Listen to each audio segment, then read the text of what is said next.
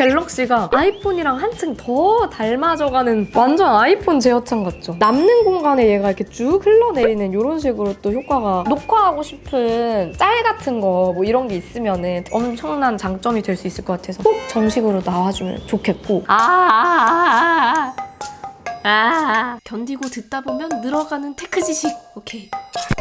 안녕하세요 여러분, 주연입니다. 제가 심한 감기에 걸려가지고 목소리가 조금 낮아진 점 양해 부탁드립니다. 여러분, 이제 1월이 거의 다 갔어요. 갤럭시 S26이 나올 때까지 이제 한 달도 안 남았는데요. 제가 이번 S26에 탑재돼서 나올 원 UI 8.5를 베타 3차까지 한번 써봤습니다. 특히 이번에 아이폰이랑 되게 비슷해 보이는 요소들이 꽤 보이더라고요. 오늘 마침 촬영 전에 보니까 굿락도 원 UI 8.5에 맞춰서 업데이트될 예정이라고 공지가 떴더라고요. 오늘 같이 한번 살펴보고 여러분 생각에는 S26 기대할 만한지 댓글로 많이 이야기 나눠주세요. 원 UI 8.5 3차 베타에서 살펴본 실제 체감되는 변화들 지금부터 정리해드릴게요. 렛츠고! 자, 일단 이번 업데이트는 디자인적인 변화도 꽤 있고 다양한 부분들에서 기능들도 업데이트가 됐는데요. 뭔가 이제 드디어 점점 갤럭시의 이미지를 구축해 나가는 건가 싶기도 한데 제가 써봤을 때는 일단 기존보다 나빠지진 않은 것 같아요. 한번 자세하게 보여드리려고 이렇게 양쪽에 놓고 한번 비교하면서 보여드릴게요. 일단 간단하게 어플 디자인, UI 디자인을 좀 보여드리면 화면에서는 잘 티가 안 날 수도 있는데 앱 아이콘들이 확실히 좀 입체적으로 바뀌었어요.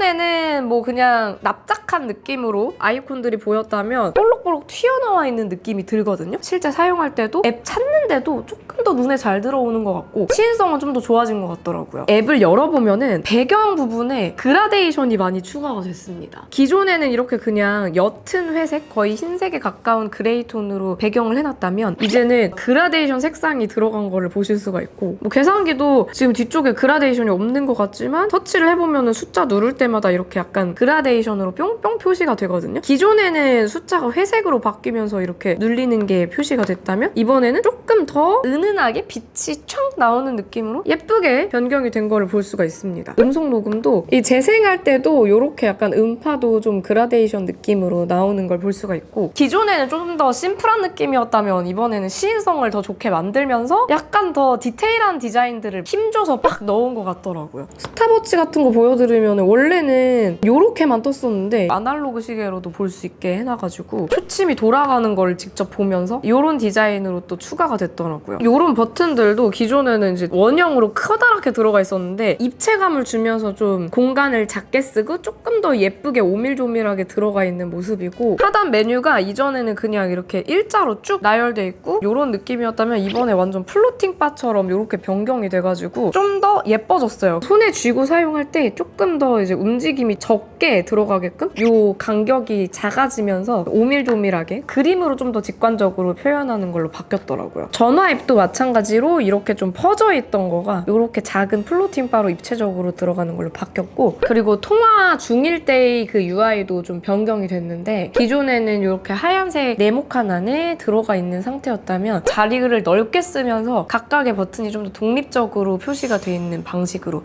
바뀌었더라고요. AI를 확실하게 좀 강조하고 싶은 건지 우측 상단에 AI 버튼이 따로 이렇게 똥 나와 있습니다. 저는 사실 이 모든 UI 디자인 다 봤을 때 제일 반가웠던 변화는 캘린더였는데 어떻게 바뀌었냐면 기존에는 뭔가 일정이 있을 때 진짜 조그맣게 요렇게만 표시가 됐었거든요. 근데 이제는 일정이 생기면은 약간 연하게 색상이 그날 날짜에 싹 들어가더라고요. 내가 뭔가 일정이 있는 날 혹은 리마인더가 있는 날은 이렇게 색깔이 다 다르게 표시가 돼요. 뭔가 이전에는 쫌쫌다리 하나씩 줄만 있으니까 이게 한눈에 딱 안 들어왔다가 컬러로 한 번씩 깔아주고 위에 일정이 또 따로 표시가 되니까 좀 더 보기 편해졌고 날짜 구분선 같은 경우도 기존에는 그냥 냅다 날짜만 이렇게 쭈루룩 박혀 있었거든요. 1, 2, 3, 4, 5, 6, 7, 8, 90. 근데 그 가끔 터치할 때 이 날짜에 뭘 하고 싶은데 이 경계선을 잘못 터치하면은 6일 터치하려다 5일 터치하고 뭐 이런 경우들 좀 있거든요. 좀 더 확실하게 구분할 수 있게 세로선까지 들어가게 되면서 이런 구분도 좀 더 쉬워졌고 그리고 여기도 마찬가지로 아래쪽에 이렇게 입력을 해가지고 일정을 바로 등록할 수 있는 이 기능이 원래도 있었지만 이번에는 약간 플로팅 바처럼 이렇게 좀 더 예쁘게 디자인이 변경이 돼서 들어갔습니다. 그 기본적으로 나오는 메뉴가 좀 추가가 됐더라고요. 그래서 여기 보면은 영상회의를 추가를 할 수도 있고 구글 밋을 바로 연결을 해놓을 수도 있고요. 초대도 여기서 바로 할 수 있더라고요. 캘린더나 리마인더를 조금 더 유용하게 쓸 수 있게 그러면서 좀 시인성을 좋게 만들어놔서 기존에도 잘 쓰시던 분들은 좀 더 체감하실 수 있을 것 같아요. 제가 오프닝 때 말씀드린 것처럼 이렇게 업데이트를 하고 나니까 갤럭시가 아이폰이랑 한층 더 닮아져가는 포인트들이 또 있더라고요. 잠금 화면을 좀 더 자유롭게 꾸밀 수 있게 변경이 됐는데 기존에도 그 제가 쓰고 있는 플립에서도 잠금 화면에서 이렇게 인물 사진을 넣으면은 시계를 좀 사람을 비껴가게끔 자동으로 효과를 넣어주는 이런 기능이 들어갔었잖아요. 이게 이제 S 시리즈에까지 적용이 되면서 좀 더 잠금 화면을 자유롭게 할 수 있게 됐더라고요. 원하는 사진을 시계 디자인도 한번 눌러가지고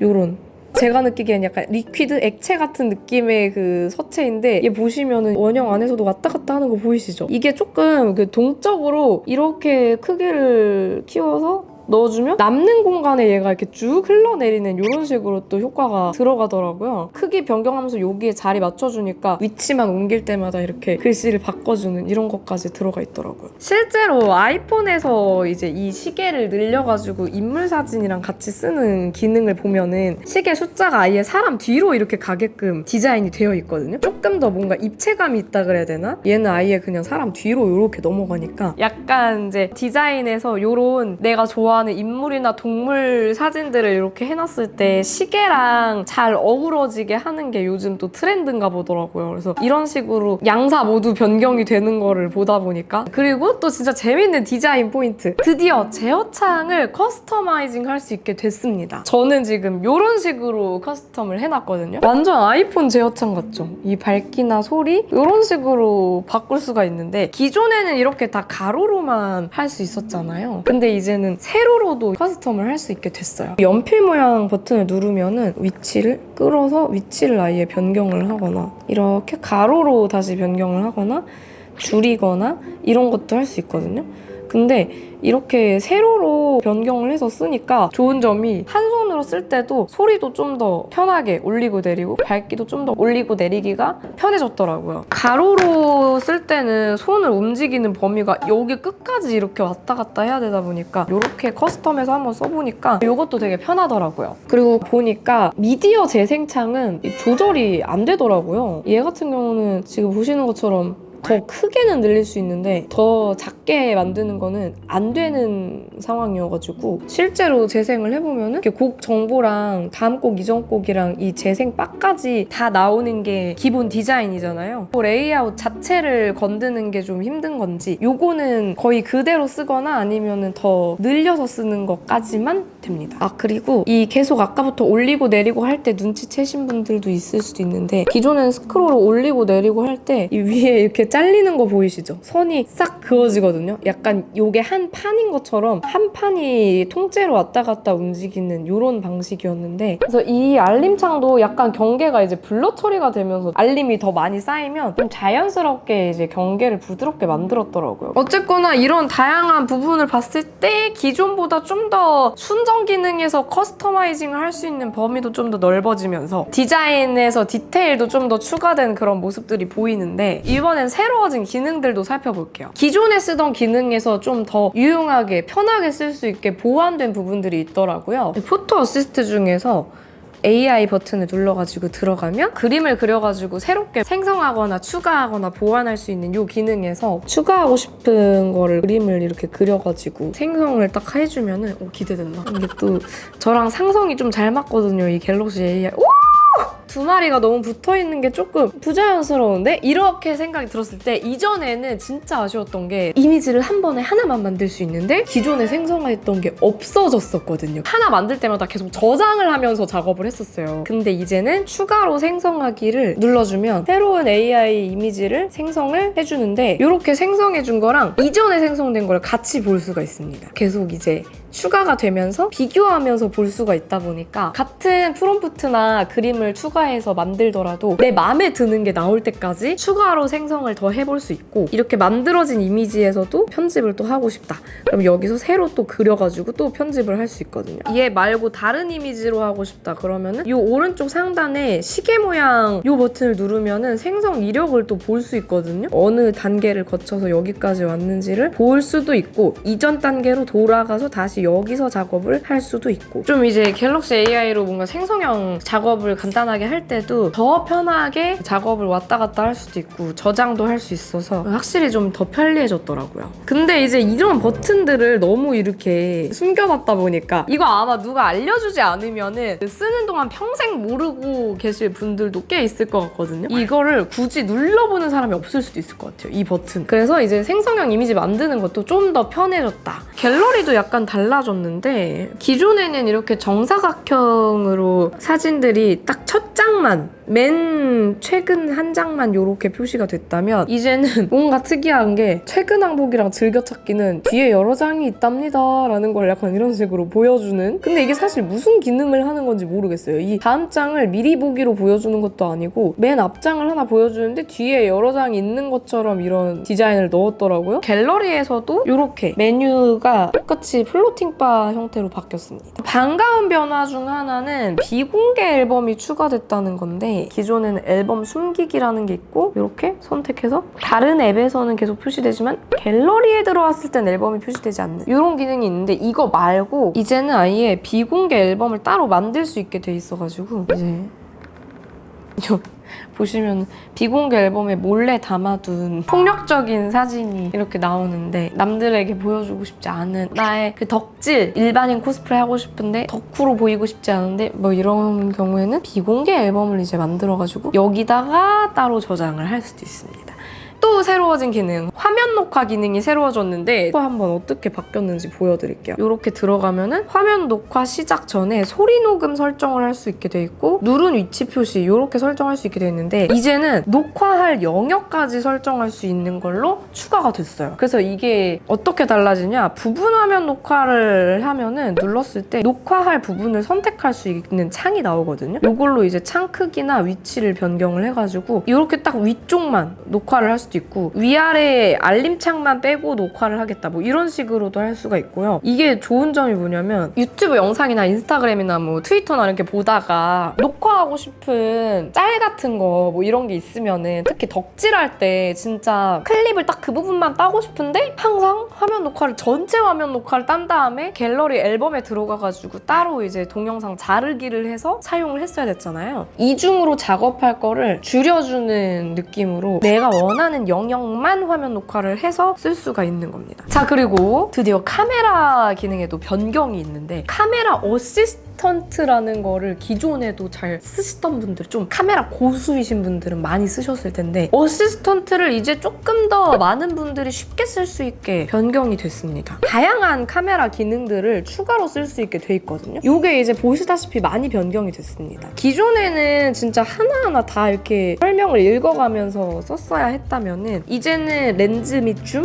초점, 촬영 이런 식으로 좀 카테고리를 나눠놔가지고 나한테 필요한 기능들을 좀 쏙쏙 뽑아가지고 쓰기에 좀 편해졌더라고요. 무엇보다 좀 중요하게 바뀐 게, 조금 내려보면은 사진 모드 고급 제어라는 게 있거든요. 이 메뉴로 들어가서 보시면은 사진 모드에다가 프로 제어를 추가해주는 기능인데, 기존에 이제 카메라로 들어가 보면은 프로 모드라는 게 따로 있잖아요. 더보기로 들어가서 프로로 들어가서 쓸 수 있는 이런 화이트 밸런스 제어나 뭐 노출값 제어나 이런 게 있는데, 하나하나 공부해서 쓰지 않으면 되게 어려운, 그렇게 느꼈을 만한 기능들을 이제 조금 더 쉽게 기본 사진 모드에서도 띄워놓고 쓸 수 있게끔 해주는 거거든요. 화이트 밸런스 제어나 노출값 제어 토글을 켜주시면은 기본 사진 모드에서도 보시다시피 이렇게 화이트 밸런스를 제어할 수 있는 레버도 바로 쓸 수가 있고, 노출값도 여기서 바로 조절하면서 쓸 수가 있어요. 굳이 꼭 프로 모드로 전환하지 않아도 기본 사진 모드에서도 화벨이나 노출값 정도는 추가해서 좀 보완해가지고 더 쓸 수가 있고, 또 되게 유용했던 게 최소 셔터 속도랑 최대 ISO를 미리 설정을 해놓고 제한을 둘 수도 있거든요. 요거는 카메라에서 많이 쓰는 설정인데, 요게 있는 이유가 갤럭시는 워낙 이제 어두운 곳에서도 밝게 찍어주는 능력이 있잖아요. 소프트웨어 처리가 들어가면서 노이즈를 싹 밀어버리고 되게 매끈한 밝은 사진을 저조도에서 찍어주는 기능이 있는데 선호하지 않는 경우도 있단 말이죠. 어두운 상태 그대로 자연스럽게 담고 싶은데 저녁 느낌을 내고 싶었는데 갑자기 대낮처럼 사진이 찍히는 이런 경험들을 아마 다들 해보셨을 텐데, 그게 나는 싫다. 그러면은 최대 ISO를 제한을 둬가지고 부자연스러울 정도로 밝게 찍지 않고 나는 좀 자연스럽게 찍겠다 하는 거를 이렇게 설정을 해주는 거예요. 프로 모드 들어가거나 이 익스퍼트 모드 들어가거나 이렇게 하는 것도 귀찮고, 그러기에는 또 아는 게 그렇게 많진 않고, 그럴 때 조금이나마 이 아쉬움을 보완해주면서 좀 더 고급 사용을 할 수 있게끔 해주는 기능이 이렇게 들어가 있으니까 같이 써보시면 더 좋을 것 같아요. 자, 그리고 이런 일반 사용자 말고도 프로모드 유저를 위한 업데이트도 또 있는데요. 프로모드에서 초점 강조라는 기능이 있더라고요. 기존에는 이런 기능이 없었는데 피킹 표시를 하는 기능을 아예 그냥 갤럭시에도 탑재를 해줬습니다. 피킹을 내가 무슨 색깔로 표시를 할 거냐도 설정을 할 수가 있고 선 두께도 설정을 할 수가 있거든요. 이렇게 설정을 하고 프로모드로 들어가서 보면은 예를 들어서 뒤쪽에 제나이저 로고에 초점을 맞춰서 찍어야지 이러면 이렇게 로고에 제일 딱 맞았을 때 사진을 찍으면 다른 데는 자연스럽게 날아가면서 이 제나이저에만 초점 딱 맞은 거 보이시죠? 방금 제가 한 것처럼 초점 잡는 레버도 되게 디테일해가지고 초점 거리를 레버로 선택해가면서 이렇게 맞출 수가 있어요.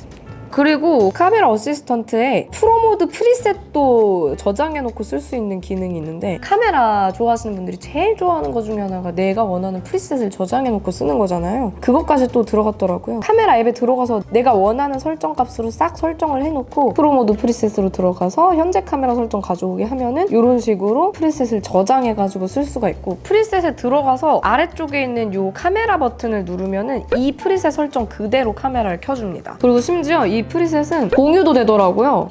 들어가서 보시면 공유 버튼도 있거든요. 주변 다른 사람들한테도 공유도 할 수 있고 링크로도 공유할 수 있다 보니까 혹시나 갤럭시 카메라 되게 잘 쓰시는 분들, 이제 아마 멤버스 이런 데서 게시판에서 좀 공유하시는 분들도 생기지 않을까 싶어요. 자, 그리고 갤러리 어시스턴트라는 게 최근에 새롭게 나왔는데, 이거는 원 UI 8.5 업데이트 내용이라기보다는 작년 9월에 처음으로 출시가 됐는데, 폰에서 사진으로 뭔가를 하려면은 꼭 필요했던 기능들을 이 갤러리 어시스턴트라는 걸로 유용한 기능들을 싹 모아놔가지고 오히려 이렇게 핸드폰 안에서 그냥 금방 딱 처리까지 해주니까 이건 되게 좋은 것 같아요. 근데 여기에 진짜 유용한 기능들이 너무 많이 들어가 있어가지고 이번에 한 번에 다루기엔 분량이 많더라고요. 다음번에 제가 따로 자세하게 들고 올 테니까 그 영상도 꼭 봐주세요. 자, 그래서 오늘 이렇게 원 UI 8.5 베타 3차까지 나온 베타를 한번 싹 살펴봤는데,